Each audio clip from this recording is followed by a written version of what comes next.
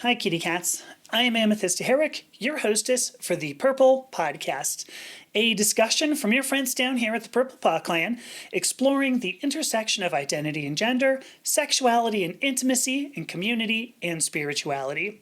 This content right here is being brought to you by supporters of the Purple Paw Clan.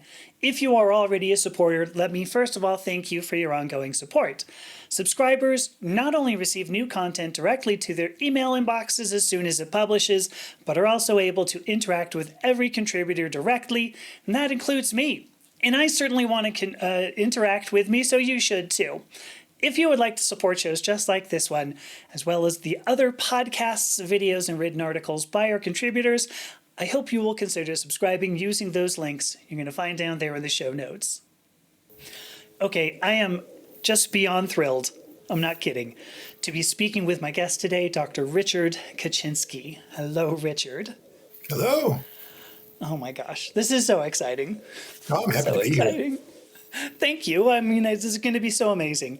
Before I fangirl too much more, so Richard is an esoteric author, a Thelemite, also a psychologist and a statistician.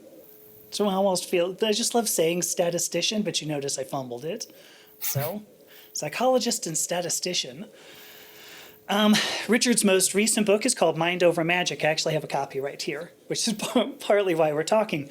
I won't kid you. I read this and I thought it was super good. I'm going to write a real review about this just because it was good. So Mind Over Magick has to do with the psychology involved in mystical experiences. You'll see the subtitle is The Psychology of Ritual Magic.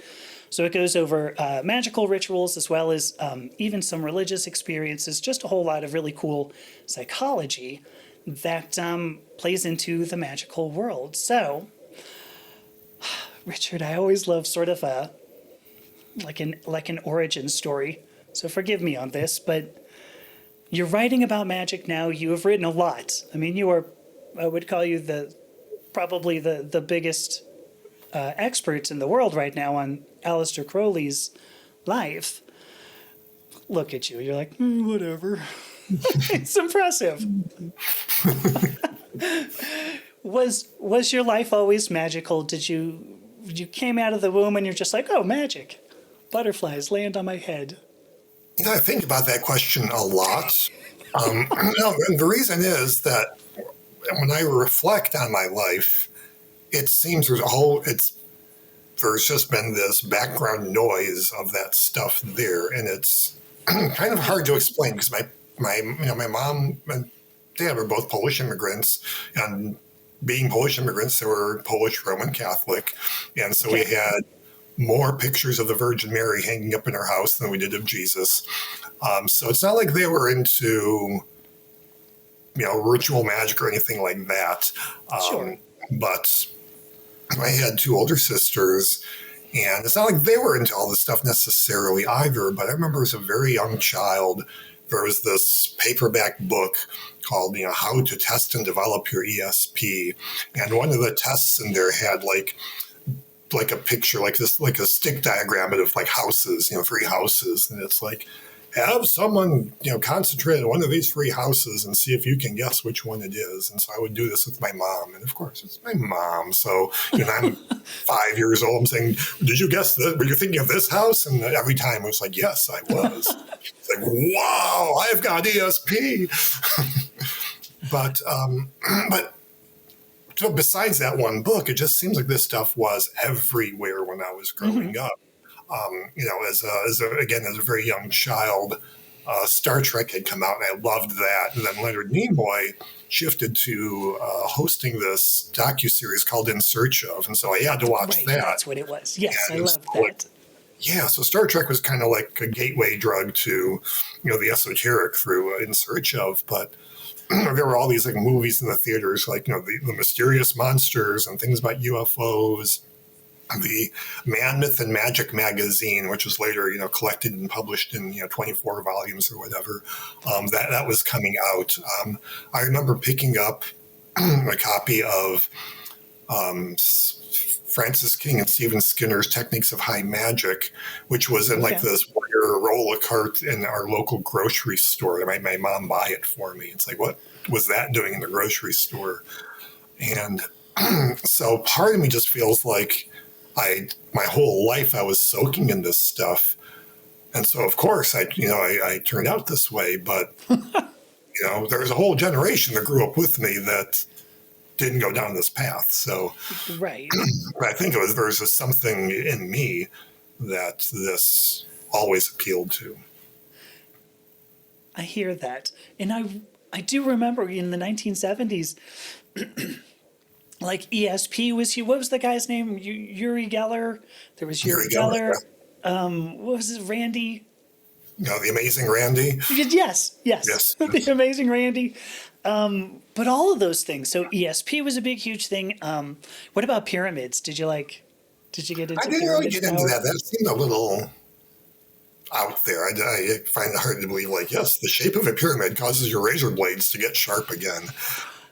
But I do remember one of the other cool things is I grew up in Detroit, which is one of the few places in the contiguous United States that actually have to go south to get to Canada. But we got Canadian television there. And there's this game show called Beyond Reason, which I loved. And it was kind of a metaphysical what's my line. So you have 3 contestants in soundproof booths, and there would be some person of notoriety that was brought on, and they're off camera. You could only hear their voice. And each of the panelists had a minute to ask questions to try and identify who the mystery guest was. And they'd have maybe a couple in each episode. But the panelists there was one person who was an astrologer who had the guest's natal chart. There was someone who was a palmist who had a mimeograph of the person's hand. And the other person was a clairvoyant who had some personal item. And so these people would have 60 seconds, where their glass would come up and they could talk to the guest and ask all the questions they could fit into 60 seconds. And I tried to identify the guest, and oftentimes they were right. At least one of them guessed who it was. But the thing that blew my mind that I remember vividly to this day was the astrologer talking to this person. This had nothing at all to do with who they were as a famous person or whatever, notorious person or well-known person. But they're just saying, I see that when you were 12, you had a horseback riding accident. And I just remember this person going, yes. And you broke your forearm, your right forearm. And this person's like, how, where do you get that? And it was just this incredibly specific, bullseye. And I was just like, wow, that is something else. That is nuts. I've never heard of that. I wish there were YouTube videos of it, but there aren't, at least not that I've been able to find. But that's just another example of the stuff that was all around me growing up. And right. Fed into those interests of mine. Mm-hmm. But you do bring up a good point, because I know plenty of people who are like, oh yeah, ESP, oh, that's all crap anyway. And I was like, but I would like to read about it, so I'm glad that there was at least one other person. It's like you and me, we made it out of the 70s. That's about it. And then it was all Depeche Mode videos and, which is fine because Depeche Mode was great, just, much less magical, So, boy, that fell flat, didn't it? I guess I don't really know where it was going to go, but... Well, I don't want to start any blasphemous rumors. I know, but I hear that God's got a sick sense of humor, and when I die, I expect to find God laughing, or find him laughing. I don't know. Thank you for playing along with that. If you didn't know that was Depeche Mode, see this? It's going to be kids watching this who will be like, yeah. Old people. They're like our parents, aren't they? Coming up next, Monty Python references. Well, I guarantee that. Yeah, at least once there's going to be a Monty Python reference or something. But, I mean, you already brought up Star Trek. And you weren't talking Next Generation stuff. It's the thing, right? OG. You didn't say. Yes. Okay. So there was a concept. Thank you, by the way, for the story of growing up. There was a concept that you bring up early on in the book. You called it patternicity, or it's called patternicity. What is patternicity, and then how do we see this actually like show up, especially in psychology? Yeah, patternicity refers to the fact that our brains are wired to look for and detect patterns in nature, and it's a survival smart characteristic. Because it's that ability to say, oh, I ate this, or, Thog, my cave neighbor ate this and then died, later that day. And the same thing happened to my other cave neighbor, so maybe I should not eat that. It's this ability to detect cause and effect patterns and therefore identify things that are survival smart and not survival smart. But this also leads us to want to see images and find pattern and order in randomness as well. Because nature doesn't always present it in a very orderly way, but there still may be something going on there. But this leads to this phenomenon. One of the things I talk about in the book is pareidolia, where we see faces in pancakes or shapes in the clouds, or the famous face on Mars that I have an image of in the book. And similar things happen in an auditory way that, like with backward masking, people play things backwards and they hear, Led Zeppelin is saying, here's to my sweet Satan when you play Stairway to Heaven backwards. And so we hear, we may be exposed to nonsense stimuli, but we want to try and impose some order on that, and that leads us to kind of filling in the blanks sometimes where there aren't things to fill in, and that also relates to this idea of the hyperactive agency detection system, which is a tendency to look at vague or unclear stimuli and try to determine whether there is some order or logic to it, or some agent is something acting to cause this to happen in an orderly way. And again, in the primal evolutionary sense, to be able to hear a rustling in a bush and be able to identify, is that a predator that's about to eat my face, or is that just the wind rustling? Again, it's a survival smart characteristic that we've evolved, but it manifests in these other sort of unusual ways. Like conspiracy theories, I would imagine. I'm like, what else? I'm making that up, but what how else does that manifest? And because it is good if leopards don't eat your face. Like, good if you recognize, okay, that rustling there, come on, let's go. What was the guy's name? Thog? Come on, Thog, let's go back. And, here comes a leopard. But there are negative aspects. How about if I just say aspects that are less functional, let's say, than, recognizing when a leopard's coming at you. Well, what are some of those? Yeah. Well, one of the things is that because of this tendency to look for patterns, is that human beings are real shit at estimating probability and likelihood. And that's because, we think things are more likely than they actually are. And so when a coincidence occurs, we're more likely to go, oh, that means something.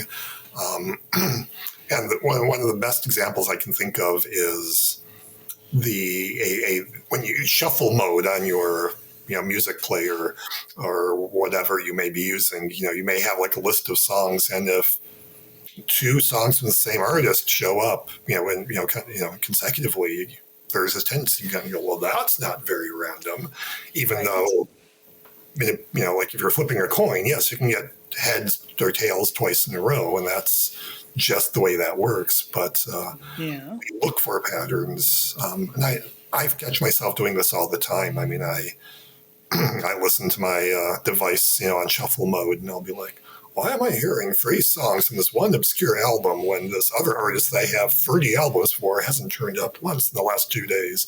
Right. And so we we're not good at judging randomness, and that tends to work against us in some ways when we're trying to, assess, our our world around us. Right. You bring up another.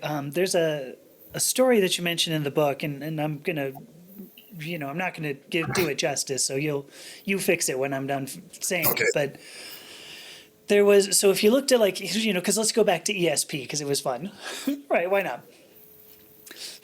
If you have a group of people who are believers in ESP, and then a group of people who are skeptics, the skeptics can actually do worse than random chance when they're trying to guess, certain like Xener cards. And now I've just dropped that, so you're gonna have to explain that. But that skeptics will do worse. So first of all, can you explain? It was just fix the story that I told there, so at least we have it. Yeah, all right. Well, So I got a question I'll give you afterward. But if you've seen Ghostbusters way back in the day, you might remember a scene where Bill Murray is testing Sigourney Weaver. Can you guess what shape is on this card?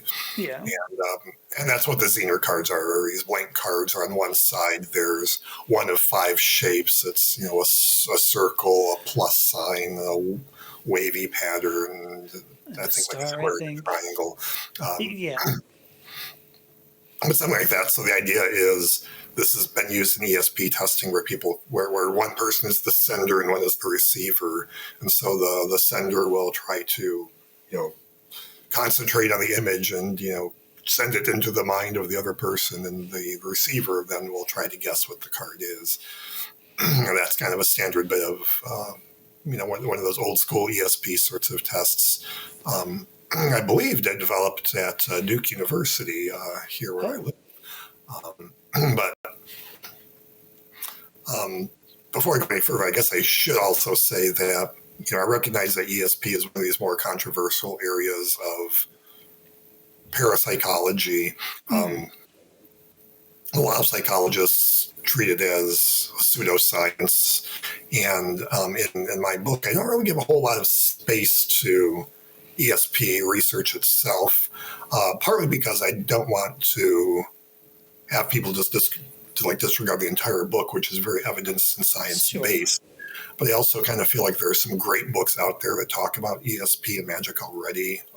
Dean Radin being the obvious example, or I would point people to if they were interested in that. In fact, he just had a new book come out like the same month as mine, Over Magick, where he's talking about the science of magic and getting into ESP and how that ties in. But that said, there's interesting scientific stuff that comes out of this ESP research, and that's kind of what you were alluding to, is this idea that people are kind of focused on, do people perform better than chance as evidence of ESP? But the flip side is that people who are skeptics have been found to actually perform below chance levels. And that, to me, indicates there's kind of this double sword sort of phenomenon going on, that if you're, if you're a staunch believer in this stuff, you may be more inclined to see ESP happening or magic happening. Let's just broaden it up to magic happening. My ritual worked more often than a skeptical person would. But at the same time, a skeptical person may, through their skepticism, be shutting themselves off to actual data. And kind of moving away from ESP to kind of a more, this sort of study was empirical, but if we kind of go to a more neutral topic, sure, where there was a study done with like a random number generator. It's just spit out a series of random numbers 1 to 10, and it did this like 100 times. And then the scientists took like blocks of 10 of these numbers and presented them to groups who identify themselves as either skeptics or non-skeptics. And again, there's this divide between believers and non-believers, and what, when we're saying that's a random pattern, or saying being able to recognize that's not a random pattern, and because they're mixed in were some non-random patterns as well. But what happened was skeptics were more likely to say that actual systematic, arrangements were random and meaningless, whereas the believers were more likely to correctly identify the things that were not random. So, again, I think as I was saying, it works both ways. The believers may be more prone to embracing things that aren't true, let's say, but skeptics may also be blinding themselves through skepticism to things that are true. And I think there's a middle ground there where you can be open to new data, new information, critically evaluate it, but at the same time, be open to something if there's something big there. And I don't know. I guess I think about one of the things that I used to love reading the Skeptic magazine and Skeptical Inquirer, because I think it's really healthy to see both sides of a debate. And one of the sorts of arguments that I would often see in the skeptical magazines were people saying, in essence, we can't explain this scientifically, therefore it must be a hoax. And I'm kind of like, well, that may be true for this particular topic. I don't know, whatever it was. I remember reading this with crop circles or something, but there certainly can be other things that happen in the world that we can't explain, that science hasn't caught up with yet, or science hasn't figured out. What is dark matter, for instance, or dark energy? There's clearly things that we don't know about our world around us. So I think that sort of, if we can explain it, that therefore the only other possible explanation is that it's a hoax, is it's a limiting sort of argument, because it's potentially shutting you off from discovery. I agree. I mean, when I read that in your book, I was like, they end up imposing an anti-patternicity on themselves. I would guess, and this is my, I'm not a psychologist, what the hell do I know? But I would guess they were trying to make something that was not random.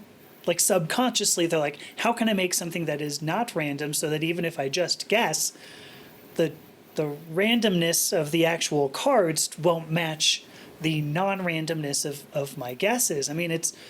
They have purposely set themselves into an anti-patternistic mind frame. I don't know what the word you'd use there is, but one of my favorite examples about this, the sort of unreal or unnatural expectations or demands on, in this case, this is ESP research. This came from Dean Radin, who talks about how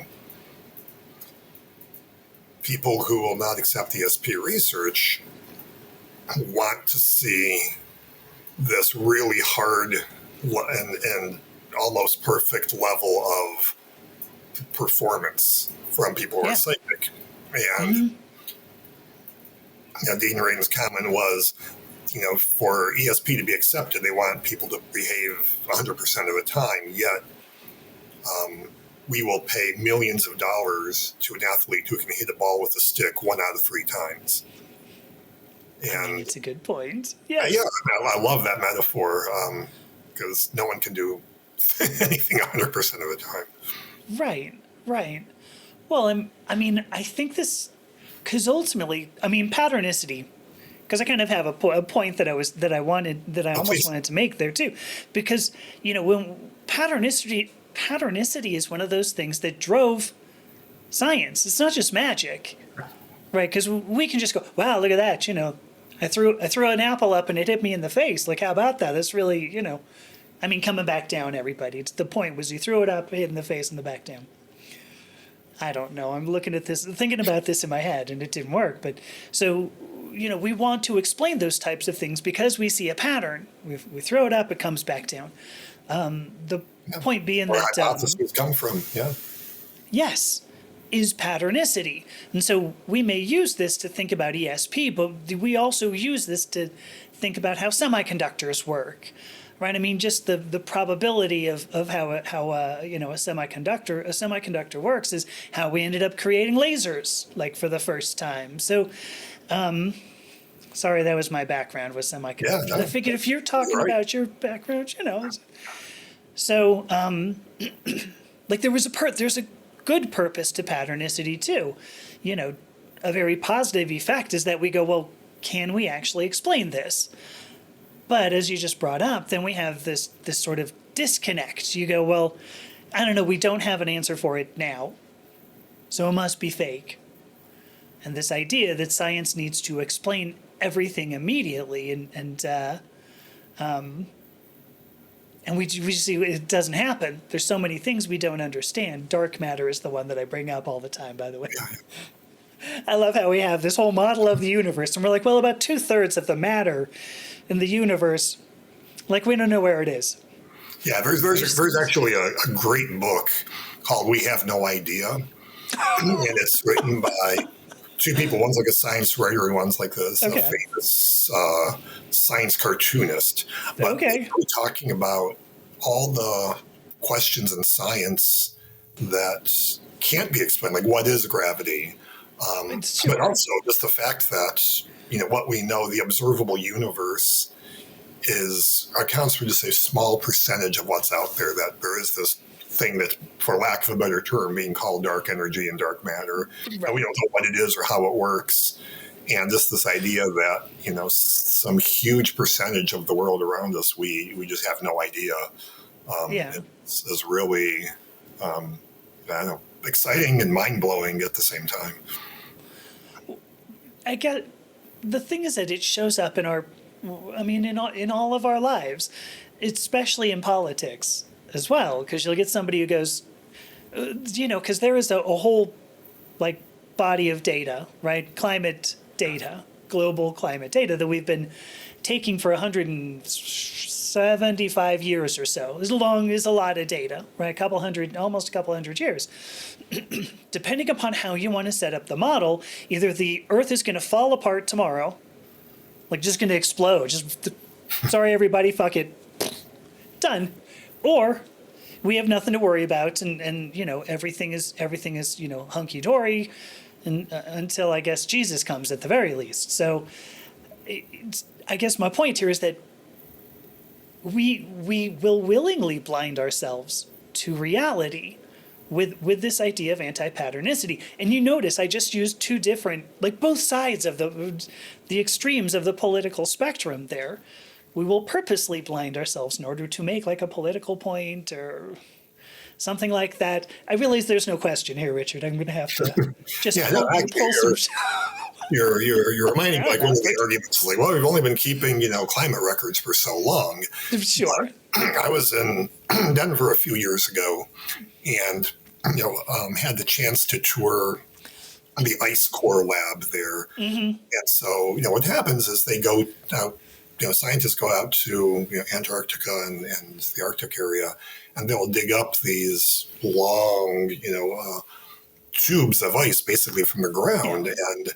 And it goes back thousands and thousands of years. You can see the makeup of the atmosphere and the sediment and things like that throughout these long spans of history. And, the analyses that they're able to do on those ice cores, leave no doubt that what was happening thousands of years ago is very different from what's going on today. Yes. And just the amount of carbon and such, in the atmosphere. There is data that goes back much farther than just, recorded climatology. These other fields do have that data. It was really cool to see it, because when I went there, I was actually, like, allowed to piggyback onto another group that was supposed to be there. Okay. And the group was a no-show. So, like, I was there with Lynn, and, like, she and I just got, like, this private tour of the facility. Oh, wow. It was really awesome. That is neat. Did they give you a popsicle at the end? Because when that... No, they did. They did pull out ice cores so we could actually, like, look at in person. Oh, wow. We went into this room where all that stuff is stored, and you had to put on jackets and stuff, and they only allowed you to be in there for, like, a minute because it was so cold that you would start to get, frostbite if you're in there too long. So we stepped in, we looked at a couple of things, and we had to step right back out again. But it's awesome to see, though. I bet. I love science in all its forms. Yes. Oh, of course. Well, I mean, so it's an interesting thing. I'm glad that you said that, because I love science in all its forms too. I also like magic in all its forms too, which I think, corresponds to you as well. Corresponds, whatever, applies to you as well. So it's fascinating to me that you have scientists who will go, I'm willing to throw out data because I can't explain it. Like, I'm not even going to entertain this. I'm just going, I don't get it, so it's not real. Done. Is that I don't want to use is this hardwired into our brains too, but I kind of want to do it. Is this part of, how do we get there? I don't know. Do you have a good explanation for that? Do you have any explanation? It doesn't have to be good. Well, I don't know. I would say that a good scientist, when they get counterintuitive results, should find that to be really exciting. Because if you're going to do a study and you're expecting a certain outcome and you get the opposite, that's like, holy shit! What does that and it's statistically significant? Like, what does that even mean? What's going on there? That's like where discovery happens. So I would hate to think there are scientists who discard data, but I do know that there have been cases of that thing sort of documented. There's a famous study, I think this goes back in the 70s, but there's a fellow by the name of Gauquelin who was doing studies on the positions of the planets for people who were for the birth time of people who were like the who's who of athletics. And what this Gauquelin person found was that if you were, again, one of these athletes who made it into this Who's Who book, you were more likely than chance to have Mars in the midheaven. Basically, it was like, up at the top of the sky there at the time you were born. And that's not necessarily how astrology works. Astrology is more concerned like, well, what house is Mars in, and also what astrological sign is Mars in. So, it doesn't exactly line up with astrology, or at least not perfectly, but there's still this statistical aberration. And this was being done for one of the skeptic journals, and they kind of rejected this and said this can't be right. And they tried to get their own people to reanalyze the data. And, so this is kind of a controversy, but then they said, no, this holds up. And so they kind of doctored the data and, to try and discount it. But it was a really controversial bit of back and forth that went on at that time. I don't think I'm doing that topic justice, but there were, a few books out there that talk about it. One of which, if I recall correctly, is a book called The Case for Astrology. Yeah. Again, if you're a skeptic, you might say, well, that book right there kind of shows that the author is harboring a bias, but that's just one of the books I remember that kind of delved into this controversy where one side was saying, yes, it's something going on. The other side is going, no, that data must be wrong. But we see this all the time. It's not even just like about astrology. A politician will come out and go, I know this very well. And you'll have some scientist who goes, oh, that's 100% false. Like 100, like not even close to the truth. How did somebody get that written down in a speech, But people will listen to it. In part because we go, well, politicians, they're supposed to know, right? These are the cream of the creme de la creme. That's my French there. Was it impressive? Yeah, you like that? Je ne parle français. Croissants. I love pastries. I know, the thing just finally hit me hard enough that I had to stop. But what the hell were we talking about? Was there something? Yeah. Well, one of the things I think that we see in this world today, and I think this is something that there's a lot of ills that social media has foisted upon us. And one of these is this idea that everyone has to have an opinion about everything. Right. And, you can't possibly have enough information crammed in your head to have an opinion, or at least not an informed opinion about everything. Right. But that's why we have subject matter experts. But then we live in a time where expertise is devalued and people are more concerned about what feels good to them. Yeah. But there is also this tendency to, like, everyone has to have an opinion, and you have to express your opinion, because if you don't express your opinion publicly on social media, then you're complicit, or you're ever saying, I don't know this well enough to express an opinion. No, you're on both extremes. You'll be attacked for not coming out and talking about something that you know nothing about, and so I think there is this pressure in our world today that people will want to express an opinion about something, and they will often be wrong because they're not experts. Right. Do you know what I do? You know what I love doing though? When somebody wants, it hasn't happened today anyway, but when I talk to somebody who kind of wants to bait me into saying something, I do appreciate somebody goes, well, what do you think about this? I should going, I don't know. And then just waiting.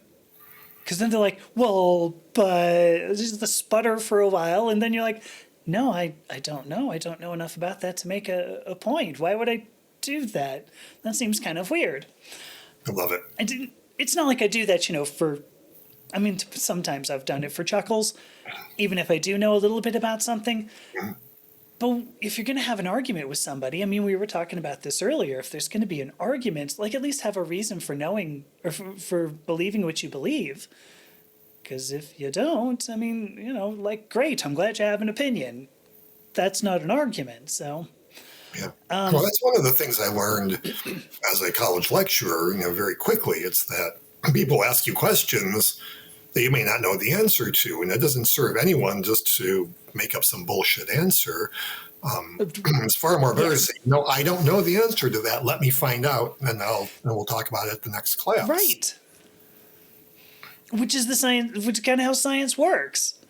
Yeah. Right? If somebody goes, so why did that apple fall down and hit me in the face? So much better to go, I don't know, we should totally do some research around that, rather than just go, oh, I completely know this, the pressure of the light from the sun, along with there was a fly that landed, and it's like making stuff. No, you're not helping. Aliens. Oh. Yes, that's exactly it. I love that. And yet, we fall for these things that sound scientific. Oh gosh, wait a minute. Before I go there too, because there was I don't remember what you said. There was something you said that triggered a memory in me. We've lost some confidence. Not some. We've lost a lot of confidence in science. And I think a lot of this comes from nutrition, medicine, because you get somebody, we make these really unilateral type rules. Pregnant women shouldn't have vitamin A. Well, okay, they can have it if it's folate. But there's no folic acid that's going to show up in a food unless it's technically folate. So, eggs were bad. Do you remember the incredible edible egg? Okay. Yeah. Yes. The incredible edible egg. Thank you. Oh, so great. And you even sang on the show, which is fun. I'll see if I can find something to sing about, but or not. But so, eggs were great, and then eggs were terrible, and then eggs were great again. But for some people, they're really terrible. So I think, we have this conflicting information, and we want this false consistency to say, well, eggs are terrible for everybody, or eggs are great for everybody, as opposed to eggs may be bad for you if you eat 18 of them a day. We don't want practical understanding. We want this sort of abstract, unattainable knowledge. And I think that's the way I want to go. It's unattainable to say, well, is there going to be one rule that rules them all? The one rule? Sauron? No. Yeah. I mean, I think that's a fundamental misunderstanding of science, is that science is evidence-based, and one of the features of science is that if we find evidence to the contrary, we must revise our hypothesis to accommodate that data. And again, I think that's difficult for some people, that they want cut and dried answers. And kind of another sort of area altogether, kind of going back into like the ceremonial magic aspect, is people will often come into those sorts of social spaces that I inhabit in that realm, and they'll want answers to questions. And one of the things about this whole area is that we don't necessarily have answers, and you can get 10 occultists in this room will give you 10 different answers about things. Do spirits actually exist out there, or are they just in your head, and blah blah blah. I mean, sure. And to tell somebody, well, you should experiment with this, try some different things and see what happens and see what works for you. A not uncommon phenomenon is like, that sounds like a lot of work. I'm going to go talk to so-and-so who will tell me what to think, because that's, that's kind of a background a lot of people come from, particularly if you're coming from some sort of, again, fundamentalist faith where you've kind of like broken the shackles of that, but you're just trying to replace it with some other kind of fundamentalism. Whereas, you're being told, no, you actually got to think this through for yourself. It's like, do I have to? Yes. I love how you used the word fundamentalism there. I had a conversation once with a psychologist. I don't think he was my psychologist at the time, but it was along those lines. I believe it was a patient of his, or maybe it was somebody else's, and he read about it, but it was a Mormon guy, a guy who was born Mormon, maybe I should say like that, born into a Mormon family who was gay. Which happens, obviously. I mean, sure. Of course it will. And he says, well, this is great. I'm going to be gay and a Mormon. And ultimately, the Mormons around him, I'm not saying this is typical of Mormonism, because I don't know. But he said, hey, I'm gay. And all the Mormons went, oh, well, get out of here. You're one of those weird ones. Like, get the hell out of here. We don't like you. Go. And he was like, oh, dang. Okay, well, I'll run to the gay community. Like, they'll certainly accept me. And he's, look, I'm gay and I'm Mormon. And all the gay people went, what? You're Mormon? No. Get the hell out of here. Go. We don't want you. Just get out of here. We don't like that crap. Go. It was two sets of fundamentalism. And then ultimately, and this is a bummer, I believe he ended up committing suicide because he had no community, because both communities had this fundamentalist attitude that they couldn't get past, that maybe there could be both a gay man who could be a Mormon, or a Mormon who could be a gay man. Anyway, so I think, once again, I've failed to come up with a question, but I did appreciate using the word fundamentalism, because I believe we see a lot of that, even in science. You made a point, too. You said you're unsure if you would see a scientist like throw out data, and I agree. A scientist, when you have a pundit who says, hey, I'm a scientist. There's one guy I'm thinking of in particular. I can't think of his name. I can see his face. But is a biologist, Ph.D. in biology. Must be super smart. He's got a Ph.D., much better than you and me. But he says, oh, well, here's the way things work. And somebody stood up and goes, well, how about this? And he said, wrong. And it's like, well, but this is data. And he goes, well, it's wrong data. So this is not a real science. Like, he's not going to be able to publish that. Yeah. Right? Probably won't make it through peer review. But that was a scientist very willing to go, no, I'm not even going to entertain that this data could exist. So that's a fundamentalism. So That was my It 5 minutes. kind of plays in that question of confirmation bias, that we're Yeah. more likely to pay attention to data that confirms our preconceived notions than the things that challenge them. I mean, and I don't think that's true for everyone. I mean, I'm someone who actually loves when data comes along that challenges my preconceived notions. Yes.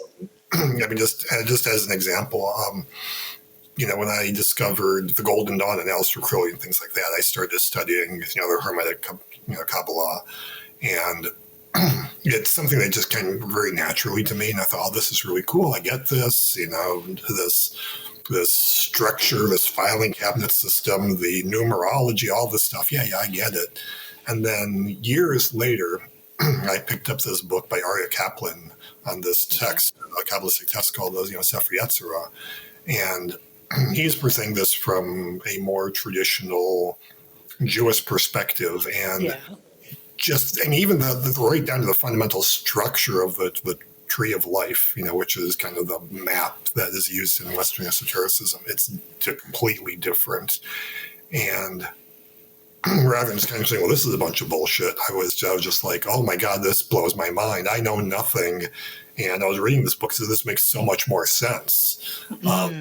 And it was exhilarating. I love having my preconceived notions tested, because then I can do that reality check, and maybe I'll incorporate new knowledge, or maybe I won't, but I'll at least entertain it. There's something really fun to me about, I'm going to try on, psychoanalysis or sociobiology, and I may not necessarily believe the theory, but let's walk in those shoes and see how far I can get, saying that everything comes down to, sex in the first 5 years of life, and your sexual development.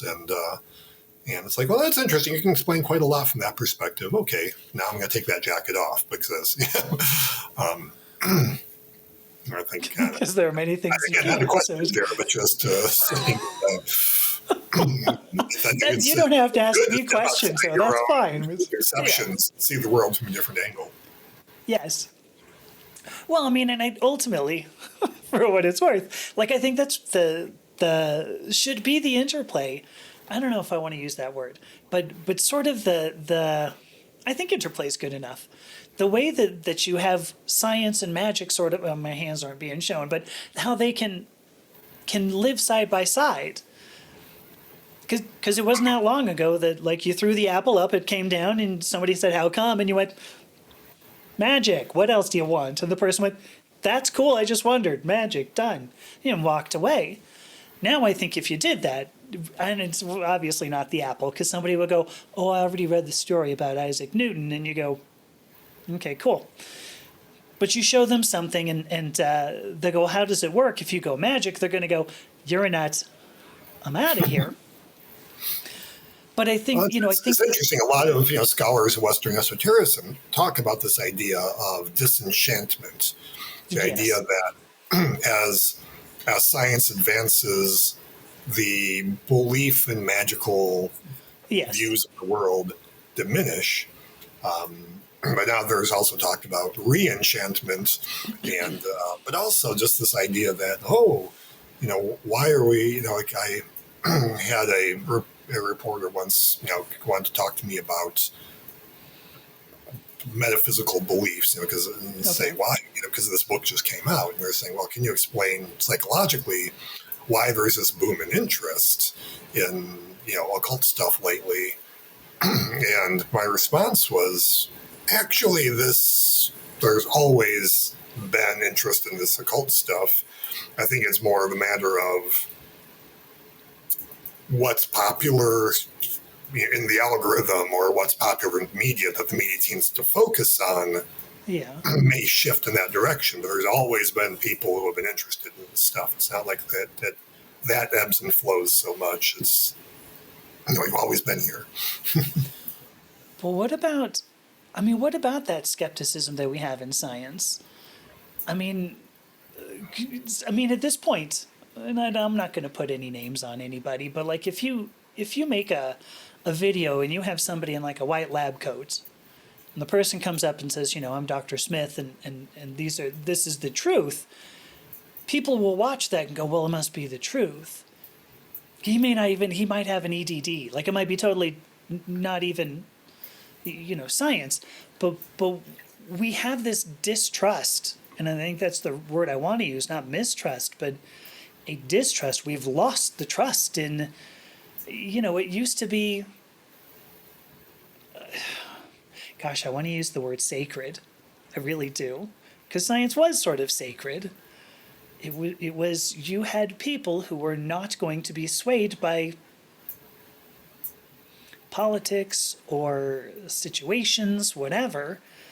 I wonder if what we're seeing is not really a re-enchantment, as it were, but a growing distrust, a waxing distrust in. Yeah. Well, I think there's a couple of things going on there. One is that the media that we consume is just flooded with disinformation and misinformation. Yes. And whether that's through pundits, whether that's through people who feel like they have to have an opinion about something they know nothing about or what have you. Yeah. There's just a lot of misinformation out there. And I think we couple that with sort of, a lack of people lacking the skills to critically evaluate what they're encountering. The number of people who say, well, I asked AI what they think, and this is what they say, and therefore that's true. Or I did my research, and here's this video from some dude on YouTube. And that's, A, that's not doing research, and B, that's, who is this random person on YouTube?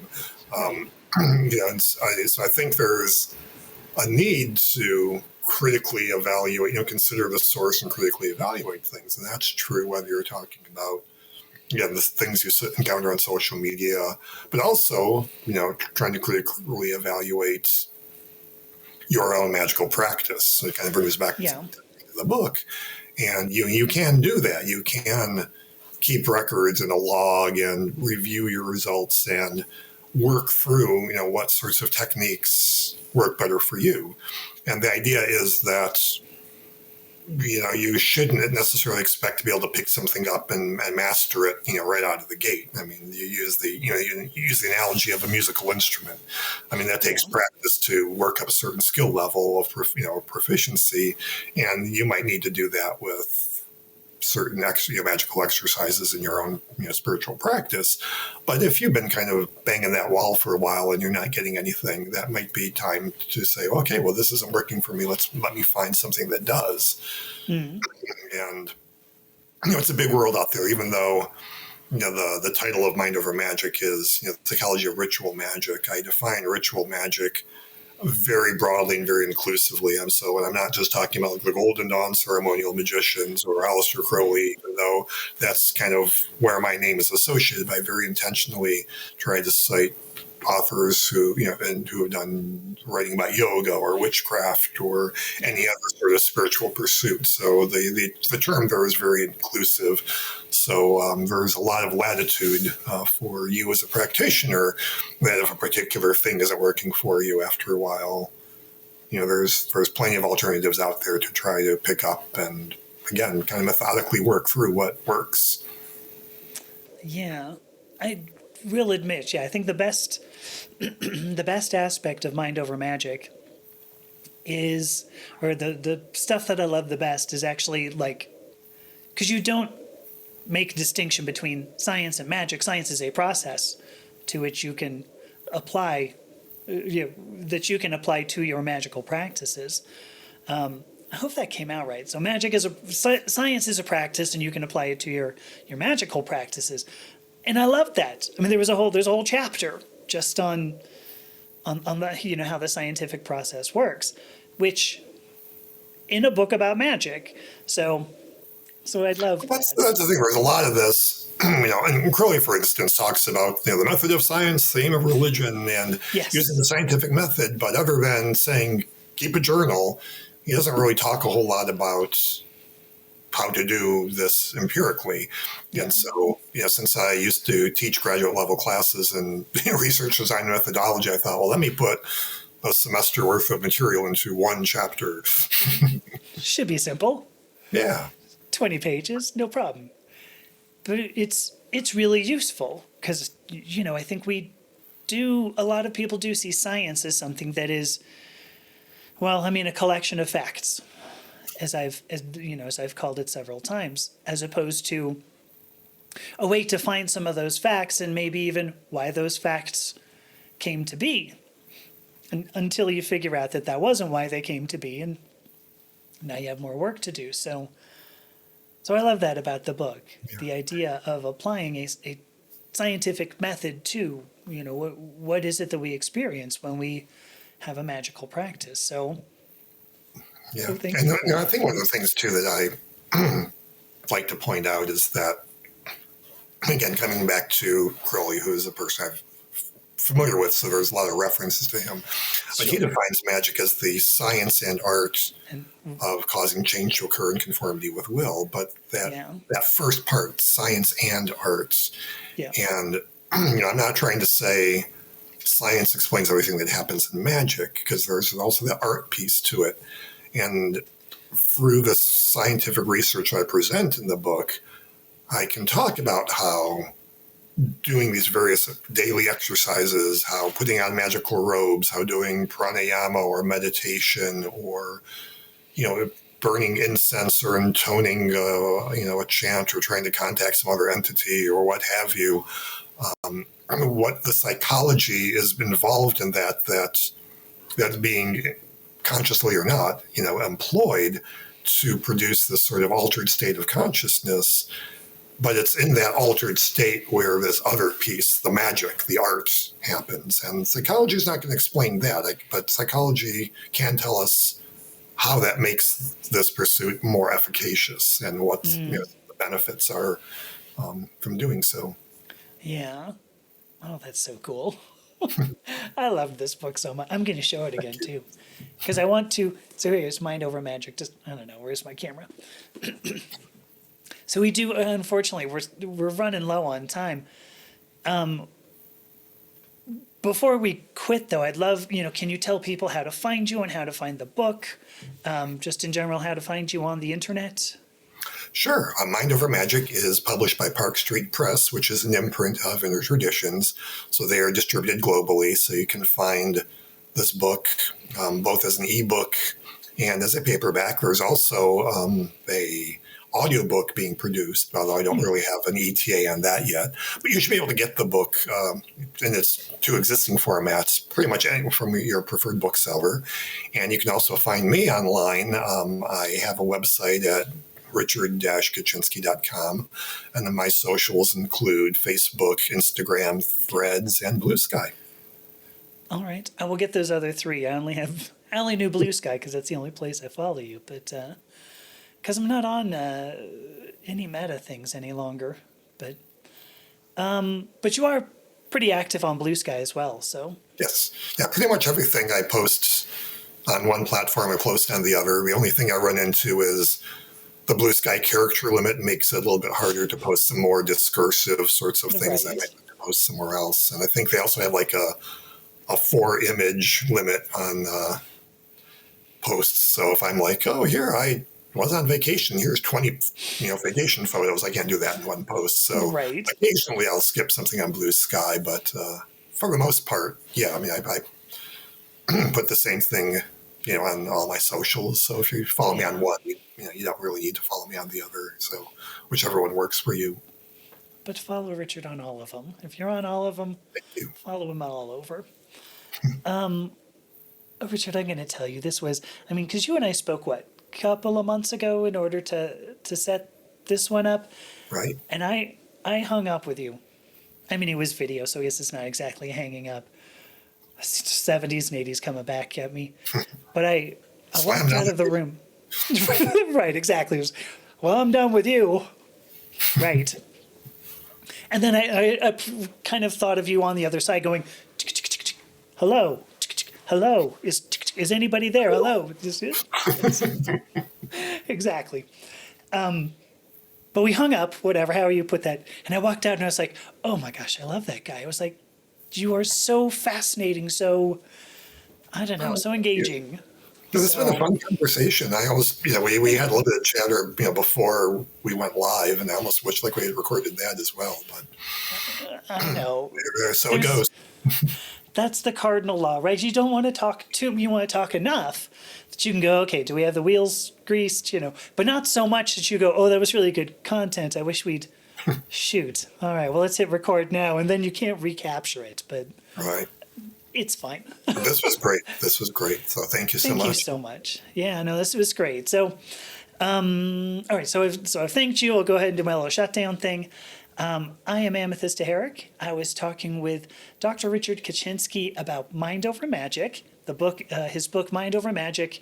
So we've talked about the scientific method, patternicity, and then the science and art of causing change through will.